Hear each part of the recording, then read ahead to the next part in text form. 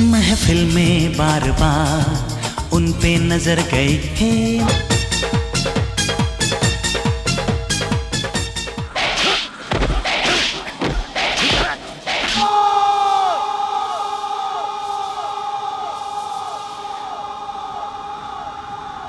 कहते हैं बॉलीवुड में हर स्टार का एक दौर होता है और उस दौर में उनकी फिल्में देखने के लिए लोग पागल होते हैं। बस कुछ ऐसा ही क्रेज देखने को मिला था 20 नवंबर 1998 को वाई सोल्जर देखने के बाद। लोग बॉबी देओल की न केवल हेयर स्टाइल की बल्कि उनके अंदाज तक की कॉपी करने लगे थे। एक्शन, म्यूजिकल, रोमांस, थ्रिल से भरी सोल्जर फिल्म की कहानी लिखी थी श्याम गोयल ने। निर्माण किया था टिप्स कंपनी के मालिक रमेश तौरानी और कुमार तौरानी ने। निर्देशन किया था अब्बास मस्तान ने। और मेन कास्ट में बॉबी देओल के साथ थी प्रीति जिंटा। स्पोर्टिंग कास्ट में थी राखी गुलजार, जॉनी लीवर, आशीष विद्यार्थी, सलीम घोष, जीतू वर्मा, शरद सक्सेना, दिलीप ताहिल और सुरेश ओबराय के अलावा कई और छोटे बड़े कलाकार नजर आए थे। अन्नू मलिक के संगीत तले गीत लिखे थे समीर ने, जिनके लिखे सभी वर्जन को मिलाकर 9 गीत रखे गए थे ऑडियो एल्बम में।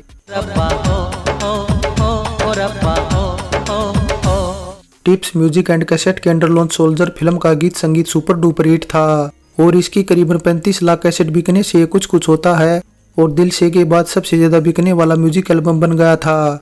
अब बात करें सोल्जर फिल्म के पसंदीदा गीतों की तो इसके मोस्टली गीत खूब पसंद किए गए थे, जिन्हें लोग आज भी सुनना पसंद करते और सुनकर गुनगुनाने भी लगते हैं। लेकिन फिर भी सोनू निगम और जसपिंदर नरूला का गाया तेरा रंग बल्ले बल्ले डीजे पर सबसे ज्यादा बजने वाला गीत है। तेरा रंग बल्ले बल्ले, तेरी चाल बल्ले बल्ले, तेरा रूप बल्ले बल्ले, तेरे गाल बल्ले बल्ले। इसके अलावा गीत संगीत से जुड़ी एक बात यह भी कि मेरे ख्वाबों में जो है गीत का मुखड़ा दिल वाले दुल्हन ले जाएंगे के गीत से मिलता जुलता होने से लोग अक्सर कंफ्यूज रहते हैं। लेकिन जानकारी के लिए बता दें कि ये दोनों गीत अलग अलग हैं। सोल्जर में गीत जहां अलका याग्निक ने गाया था, वहीं दिल वाले दुल्हन ले जाएंगे में स्वर कोकिला लता मंगेशकर जी ने गीत गाया था। इसके अलावा एक सिमिलरिटीज ये भी कि दोनों ही गीतों में प्रीति जिंटा और काजोल को नहाते हुए दिखाया जाता है। गीत संगीत से जुड़ी कुछ और बात करें तो फिल्म का टाइटल गीत भी साल 1985 में रिलीज मॉडर्न टॉकिंग के एक इंग्लिश गीत चेरी चेरी लेडी से इंस्पायर्ड था। सोल्जर सोल्जर मीठी बातें बोलकर। करीबन 2 घंटे 36 मिनट की सोल्जर फिल्म को IMDb की तरफ से मिली 6.3 रेटिंग बताती है कि देखने वालों को इसकी कहानी पसंद है। इसलिए पहले बात करें इसके बजट व कमाई के आंकड़ों की तो बॉक्स ऑफिस इंडिया के अकॉर्डिंग 8 करोड़ 25 लाख के बजट में बनी सोल्जर 220 स्क्रीन पर रिलीज होने के बाद 21 करोड़ 34 लाख की कमाई कर सुपरहिट रहते हुए साल की तीसरी सबसे कमाऊ फिल्म थी। हालांकि बावजूद इसके सोल्जर फिल्म को 44वें फिल्म फेयर में 5 नॉमिनेशन तो मिले, लेकिन अवार्ड केवल 2 ही नसीब हुए, जो बेस्ट एक्शन डायरेक्टर के लिए अकबर बख्शी को और बेस्ट फीमेल डेब्यू एक्ट्रेस के लिए प्रीति जिंटा को मिले थे। प्रीति जिंटा को वैसे ये अवार्ड सोल्जर और दिल से दोनों के लिए मिला था। अब साल 1995 में आई डेब्यू फिल्म बरसात की सफलता से रातों रात स्टार बने बॉबी देओल ने इसके बाद गुप्त जैसी फिल्म देकर अपनी जबरदस्त फैन फॉलोइंग खड़ी कर ली थी। लेकिन फिर और प्यार हो गया और करीब जैसी फिल्मों को ज्यादा सफलता न मिलने से बॉबी देओल एक दमदार हिट की तलाश में थे और ऐसी दमदार हिट की तलाश थी निर्देशक अब्बास मस्तान की जोड़ी को भी, जो खिलाड़ी और बाजीगर जैसी बेहद सफल फिल्में देने के बाद दरार जैसी फ्लॉप फिल्म भी दे चुके थे। हालांकि अब्बास मस्तान तब कई प्रोजेक्ट में हाथ डाल चुके थे, लेकिन सभी के सभी प्रोजेक्ट अधर में लटके थे। यहाँ तक कि शाहरुख खान के साथ बादशाह भी कहानी फाइनल न होने के चलते ठंडे बस्ते में पड़ी थी। तो वहीं अजय देवगन और तब्बू के साथ छलिया टाइटल वाली फिल्म को भी अब्बास मस्तान ने कुछ वजहों से ठंडे बस्ते में डाल दिया था। अब अब्बास मस्तान जाने जाते हैं खतरनाक एक्शन सस्पेंस थ्रिल फिल्मों के लिए, लेकिन एक बात गौर करने लायक ये भी कि उनकी ज्यादातर फिल्में हॉलीवुड, बॉलीवुड या साउथ फिल्मों से इंस्पायर्ड रहती हैं। ऐसे में सोल्जर फिल्म भी इंस्पायर्ड थी साल 1989 में आई एक तमिल फिल्म थाई नाडु से, लेकिन एक तरह से देखा जाए तो ये सच्ची घटना पर भी आधारित थी। फिल्म की कहानी का आइडिया भी दरअसल अब्बास मस्तान ने दिया था, जिन्होंने लेखक श्याम गोयल को पंजाब में हुई एक ऐसी घटना बताई जहां एक महिला के माथे पर लिख दिया गया कि उसका सैनिक पति गद्दार है, जिसके बाद उस महिला पर इतना जुल्म किया गया कि गाँव वालों ने उसे गाँव से भी बाहर निकाल दिया। अब इंटरनेट व सोशल मीडिया न होने से उस दौर में ऐसी बातें दब जाती थी। इसके अलावा 1995 में पश्चिम बंगाल के पुरुलिया जिले में जिस तरह हथियारों की बड़ी खेप मिली थी और किस तरह आर्मी के ही गद्दार तस्करी करते थे, अब्बास मस्तान ने उसे भी फिल्म में खूब बुनाया। बेशरम, अपने पिटने की कहानी ऐसे सुना रहा है जैसे परमवीर चक्र लेकर लौटा है। अब कहानी तैयार होने के बाद निर्देशक अब्बास मस्तान जब बॉबी देओल को साइन करने गए तब वहां धर्मेंद्र भी मौजूद थे और धर्मेंद्र चाहते थे कि अब्बास मस्तान बॉबी देओल की बजाय सनी देओल के साथ फिल्म बनाए, लेकिन दोनों भाइयों ने कहा कि वे देओल फैमिली के साथ पहली बार फिल्म बना रहे हैं, इसलिए आगे भी मौके मिलेंगे और सनी देओल के साथ भी फिल्म बनाएंगे। लेकिन ऐसा मौका फिर कभी नहीं आया, क्योंकि सोल्जर की कामयाबी के बाद बॉबी देओल निर्देशक भाइयों की जोड़ी के फेवरेट एक्टर बन गए। अब अब्बास मस्तान के निर्देशन में बॉबी देओल ने जितनी फिल्में की उतनी किसी और के साथ नहीं की, क्योंकि दोनों के साथ बॉबी की ट्यूनिंग इतनी ज़बरदस्त थी कि इसके बाद साल 2001 में आई अजनबी, 2002 में आई हमराज, 2007 में आई नकाब और 2012 में आई प्लेयर्स जैसी फिल्मों में बॉबी देओल नजर आए थे। हालांकि ये बात और है कि इनमें से कोई भी फिल्म सोल्जर जैसा जादू नहीं चला पाई थी। वैसे सोल्जर ठाकुर दलेर सिंह टाइटल से बॉबी देओल के अंकल व अभय देओल के पिता अजीत सिंह देओल की भी एक फिल्म साल 1969 में रिलीज हुई थी, जिसमें धर्मेंद्र भी स्पेशल अपीयरेंस में नजर आए थे। अब बॉबी देओल को साइन करने के बाद निर्देशक अब्बास मस्तान अपनी शुरुआती फिल्मों की तरह सोल्जर में भी किसी नई हीरोइन को ही मौका देना चाहते थे, इसलिए उन्होंने साइन किया डिम्पल गर्ल प्रीति जिंटा को। प्रीति ने तब क्या कहना जैसी फिल्म साइन कर रखी थी, लेकिन फिल्म ठंडे बस्ते में चल रही थी। अब प्रीति को अब्बास मस्तान ने एक लिरिक्स साबुन की ऐड देखने के बाद साइन किया था। हालांकि प्रीति को जब सोल्जर फिल्म मिली तभी उन्हें साउथ के निर्देशक मणि रत्नम ने शाहरुख के अपोजिट दिलसे में साइन कर लिया था। ऐसे में दिलसे की शूटिंग पहले खत्म होने से पहले रिलीज हो गई और प्रीति की डेब्यू फिल्म बन गई। लेकिन फिल्म बॉक्स ऑफिस पर बुरी तरह पिटने से प्रीति को जोर का झटका लगा। ऐसे में बॉबी देओल और अब्बास मस्तान से ज्यादा हिट की जरूरत तब प्रीति जिंटा को थी, इसलिए सोल्जर फिल्म सुपरहिट होने के बाद प्रीति जिंटा को बॉलीवुड के बड़े बड़े मेकर्स के ऑफर आने लगे थे और एक टाइम तो ऐसा भी आया था कि प्रीति बॉलीवुड की सबसे महंगी एक्ट्रेस भी बन गई थी। लेकिन बावजूद इसके बॉबी देओल और प्रीति जिंटा की जोड़ी सोल्जर के बाद कभी नहीं बनी। साल 2007 में आई झूम बराबर झूम में जरूर दोनों साथ नजर आए, लेकिन एक दूसरे के अपोजिट न होकर अलग अलग थे। वैसे साल 1995 में आई डेब्यू फिल्म बरसात, 1997 में आई गुप्त और प्यार हो गया और 1998 में आई करीब के बाद ये पांचवी ऐसी फिल्म थी जिसमें बॉबी देओल के अपोजिट कोई हीरोइन रिपीट नहीं हुई थी। इसलिए उस दौर में बॉबी देओल की ये सबसे बड़ी गलती थी जो उन्होंने अपनी हिट फिल्मों की हीरोइनों की कभी सिफारिश नहीं की और परमानेंट जोड़ी किसी हीरोइन के साथ नहीं बना पाए। वैसे मेन कास्ट को छोड़कर अब्बास मस्तान ने स्पोर्टिंग कास्ट में ज्यादातर अपनी पिछली फिल्मों के ही कलाकारों को लिया था, जिनमें जॉनी ली और दिलीप तायले और शरद सक्सेना के अलावा राखी गुलजार भी थी।